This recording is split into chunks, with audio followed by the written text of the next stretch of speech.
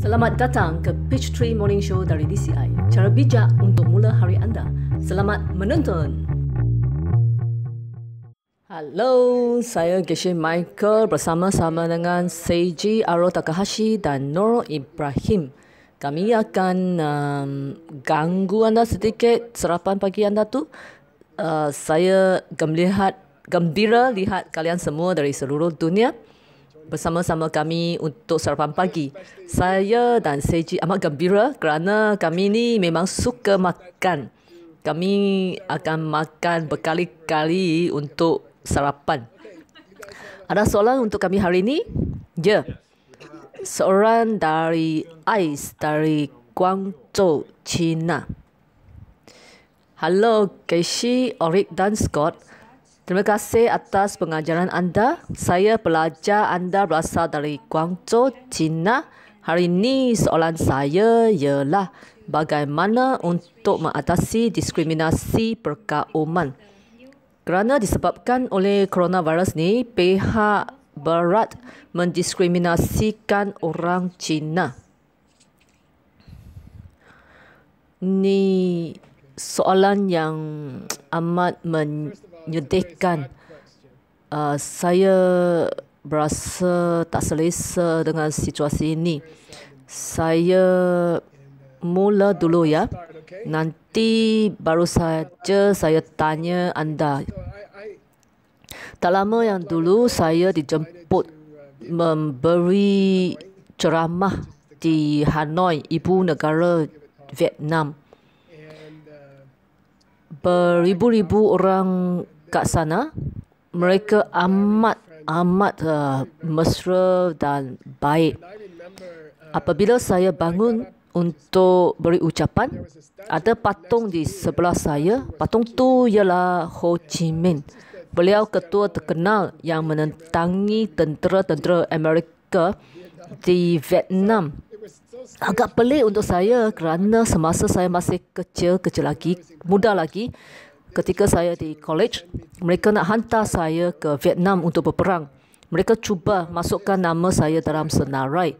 Nasib baik nama saya tak dimasukkan dalam senarai itu. Agak pelik untuk saya apabila saya berada di negara di mana saya sepatutnya pergi berperang bersama-sama di bilik itu. Saya nak beritahu anda, dari seorang yang berusia 67 tahun ni, perkara sebegini berlaku setiap 20 atau 15 tahun.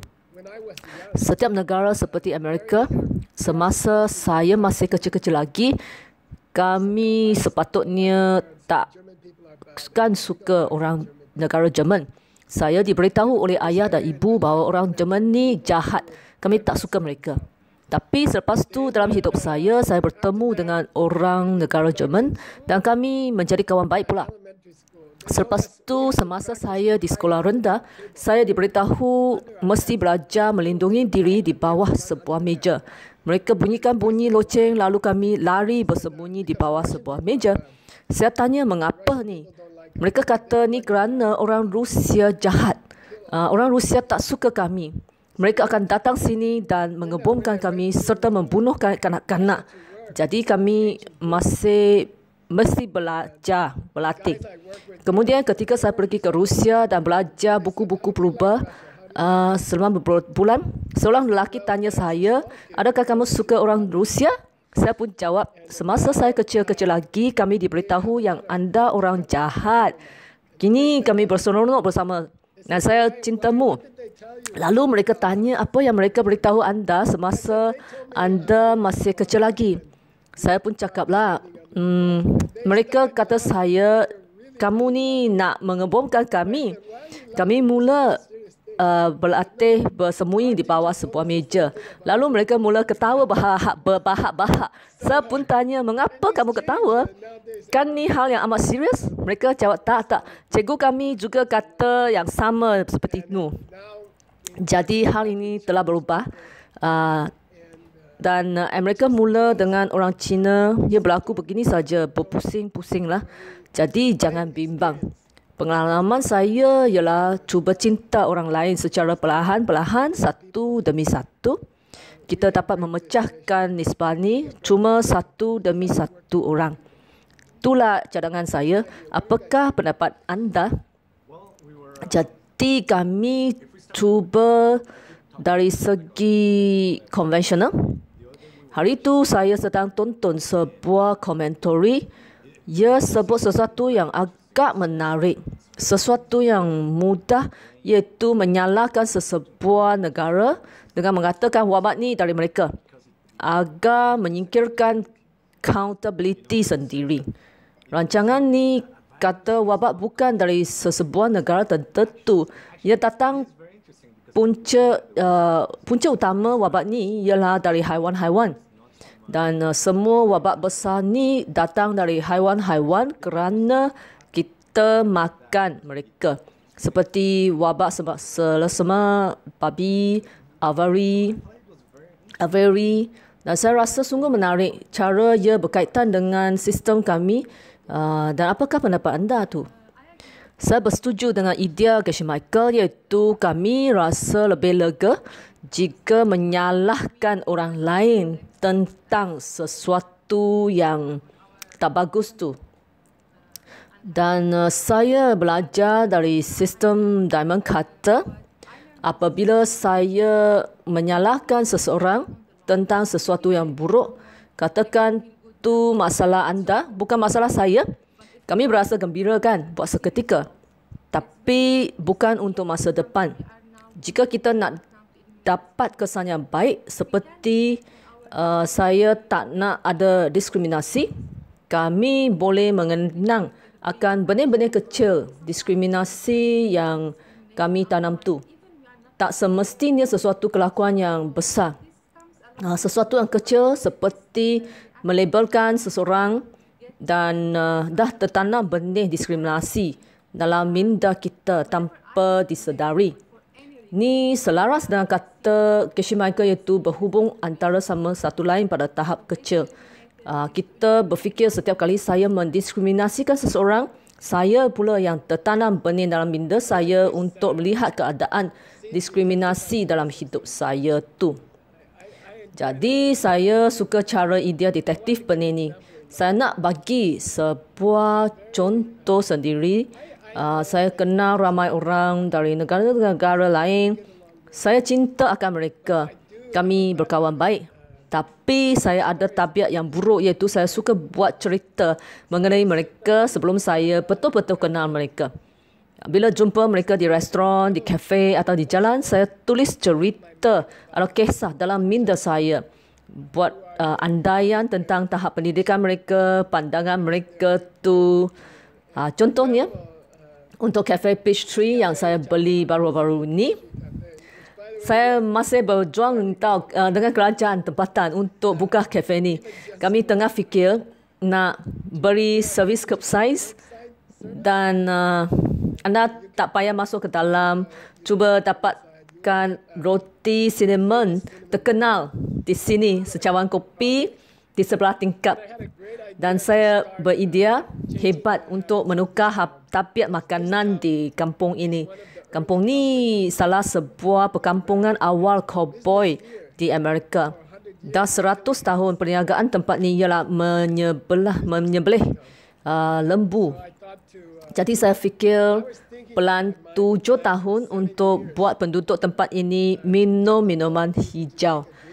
Dan sekarang saya pula ada pelan rahsia apabila membeli virus kopi atau virus roti cinnamon. Kami akan beri secawan kecil minuman hijau secara percuma. Ia dipanggil booster immunity terhadap wabak. Ia membantu kesihatan anda walaupun anda tak suka rasanya tahu. Jadi saya mungkin tukar pelan 7 tahun itu untuk capai lebih awal lagi agar ia menjadi makanan penting di sini. Jadi pada kali pertama saya pergi ke kafe itu, seseorang lelaki tengah melayan kopi. Lalu saya tertulis sebuah cerita di dalam minda. Dia ni agak bodoh, tak berapa cerdik. Dia ni pemalas lah. Lalu tak dapat kerja yang baik. Mungkin dia ni tak berpendidikan tinggi juga. Tapi selepas tu saya dapati dia pemilik kafe ni. Dia membanner kafe dengan tangannya sendiri. Dia yang merancangkan desain tu. Lagi dia salah seorang ahli astronomi yang paling terkenal di Amerika Syarikat. 5 hari seminggu dia bekerja di tempat pemerhatian astronomi terbesar di tempat ni. Beliau pengarah kejurutaraan kat sini tau. Ayo, saya rasa kita sendiri yang tertanam benih-benih untuk diskriminasi kaum. Sebahagiannya ialah kita membuat cerita tentang orang lain sebelum mengenali mereka. Apakah pendapat anda? Oh, begitu mudah saja kan? Jadi, saya buat cerita yang bagus. Kita pula tertanam benih-benih yang baik kan? Jadi, jika saya berhadapan dengan seseorang yang saya tak kenal, mengapa tak buat cerita atau kisah yang lebih baik tentang mereka? Contohnya, oh, gadis ini cantik. Mungkin dia seorang Miss Universe pada tahun 2007 kan? Dan saya boleh buat kisah positif daripada membuat kisah yang negatif, yang kurang, saya pun kurang pasti kan. Itu hebat dan lebih seronok kan, ya? Ya, memanglah. Saya juga rasa salah satu yang utama ialah diskriminasi ni berkaitan dengan salah faham. Bersalah faham di mana orang ni berasal. Saya rasa topik ni hari ini ialah menyalahkan seseorang. Padahalnya dah buat kaitan hubungan yang salah antara sesuatu masalah dengan seseorang di mana orang ni patut bertanggungjawab atas masalah ni. Saya rasa cuba fikir dari mana orang ni wujud dapat membantu kita. Ya, itu datang dari benih-benih. Dan saya rasa tu kisah dua suami di dalam dapur. Saya ni belum begitu sempurna dalam hidup saya. Tapi saya pandai mengajar. Saya masih perlu mengamalkannya dalam hidup saya lah. Jadi, jika kita faham mereka yang mendiskriminasi itu datang dari saya, maka dapat dihentikan. Tak perlu berasa marah-marah. Amat menyakitkan hati apabila didiskriminasikan. Saya pernah berada di India. Mereka mendiskriminasikan saya. Amat menyakitkan hati saya. Sebagai Buddhis di Amerika, kadang-kala juga didiskriminasikan oleh orang lain. Sungguh susah. Tapi saya fikir yang penting ialah ingat bahawa semua ni datang dari diri saya kan. Ya, Siji. Saya ada sebuah soalan. Saya teringat sebuah buku yang kami baca semasa program terjemahan di mana buku tu kata salah satu fungsi minda ialah asas diskriminasi. Dari asas diskriminasi mengenai sesuatu benda ni bulat atau benda tu lepel, adakah kami dah tertanam benih pada ketika tu? Saya ada teori yang ganjil, seperti banyak idea yang mendalam, agak sukar untuk dinyatakan, sukar difahami dalam satu perbualan. Mungkin ada dunia daripada bilion-bilion dunia atau planet-planet di sekitar kita. Kita tahu, marilah saya tunjukkan ya. Saya suka gambar ni, Ni Tun Huang. Sebuah perpustakaan di mana mereka mendapati sutra dan berkata, ni gambar Veronica. Di sebelah ialah gambar yang diberi oleh ahli astronomi tu. Dan setiap satu mereka adalah galaksi. Setiap cahaya ni datang dari 100 juta planet. Jadi tentu ada makhluk-makhluk di sana.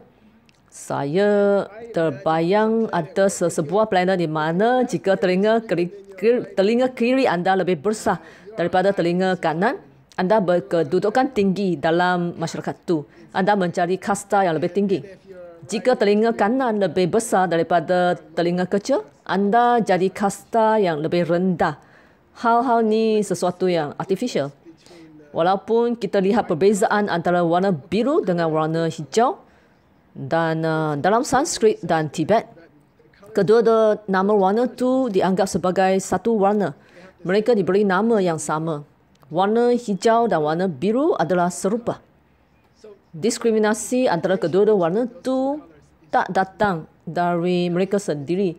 Sebaliknya datang dari kita. Jadi diskriminasi warna tu datang juga dari kita. Maka diskriminasi orang juga datang dari kita lah. Dan apakah sesuatu yang praktikal yang boleh lakukan untuk menghentikan ni? Kerana agak tak sedap lihat diskriminasi orang kan.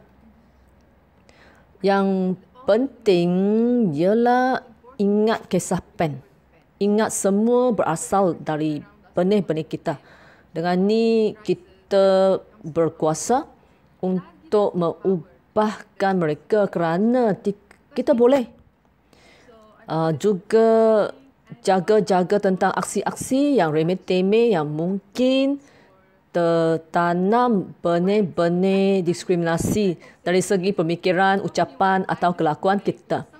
Saya sering kali beritahu Seiji agar hentikan saya jika saya diskriminasi diri sendiri. Kadang-kadang saya menilai diri saya atau orang lain. Oleh itu, kita boleh mula dengan hal-hal yang kecil dulu kan. Dan kamu kata kelakuan yang halus kita hentikan.